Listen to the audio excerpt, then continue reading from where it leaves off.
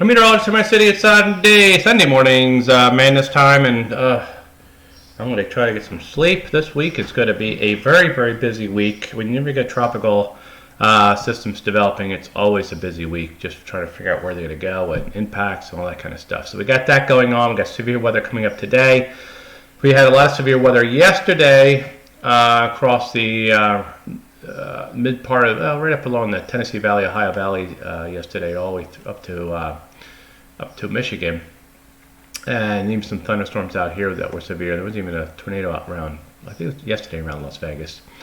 And today it's going to be up here in the Appalachians, is where we're going to be watching. There's a cold front coming on through here that's going to spawn some severe thunderstorms today from New York State down into West Virginia. And we have a dying cluster of thunderstorms out here from yesterday's severe weather going on.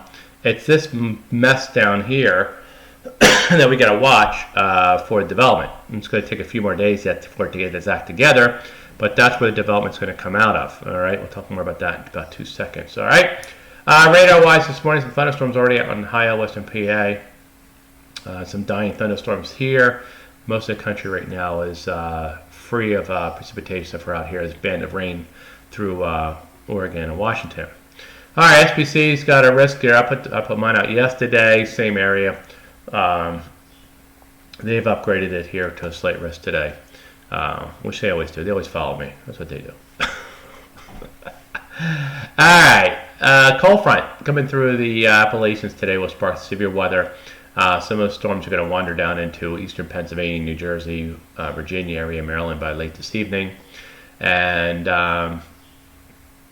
the rest of the country, some thunderstorms out here in the high plains. That's about it for that. Then tomorrow, another band of thunderstorms is going to come through the Appalachians into the eastern part of the country with a secondary cold front.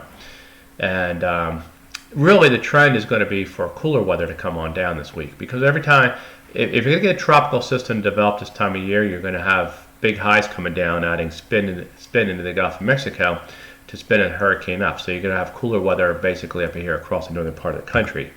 So this week, don't expect like high heat coming in like we had last week. It's going to be a little bit better than that. All right. This is the HRR for this afternoon. Thunderstorms from the Poconos down through central PA, down in West Virginia, into the Shenandoah Valley. Some of the thunderstorms will have hail, strong winds, maybe even a tornado mixed in here. The tracks on the HRR are not really all that strong. A couple ones are here. But again, in these kind of situations, you can get something spinning up real quickly in terms of a tornado. Obviously, large hail and damaging winds will be your primary impacts with the storms. Okay. All right, tropic-wise, they now have a 10% chance of development here. This is how they start, 10, 20 for the next couple of days. It'll be going up, all right? And then the 5-day graphic, they have a higher 40 to 60% chance, all right? So what they say is, in the next 48 hours, there's only a 10% chance it's developing. So nothing's going to happen.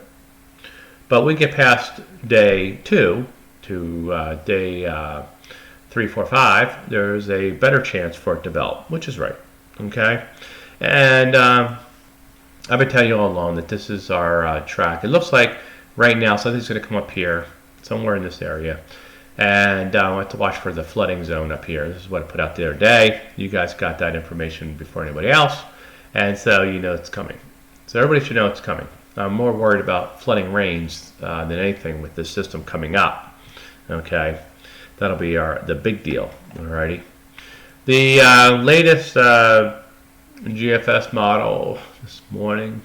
This is for next Sunday. This time next week, there is a system here in the Gulf of Mexico, and interestingly, it really intensifies it by Monday, and coming right up into Louisiana. These poor folks down here have just been battered by hurricanes last year, and now here comes another one. But notice it really ramps that thing up, okay? And that's it's always a concern. I'll be honest with you guys. I'm good with the path and impacts, but intensity, catching an intensity thing there, it hasn't always been my strongest forecasting stuff, So I don't think I don't think anybody really understands hurricanes enough to say whether this one's going to spin itself up quickly or not. It's just the way things work. In any case, then it goes up here to the Tennessee Valley and brings heavy rain all the way up into the Ohio Valley on the latest GFS model. Okay, so we're starting to hone in on things now. So we pretty much know something's going to develop here. It's probably going to end up moving some direction northeast bound, and whether it curves out like this or comes up all the way up in the High Valley remains to be seen. But in any case, anybody along the path of this storm down in here will see some heavy rain from it coming up here the week of June 21st when it comes up. Okay, so that's the latest already on our system. Trust me, we've got a lot more of these things coming. All right, it looks like, to be quite honest with you, it looks like the Eastern Seaboard is going to be primed up later on in the season for hurricane action. So this might be a really active season for the Eastern Seaboard. Remember we had that whole blocking pattern going on. I think that was the tip of the iceberg. With that blocking pattern, these things are coming right up along the coast this year. All right, that's it for now. Meteorologist Henry Marcus City.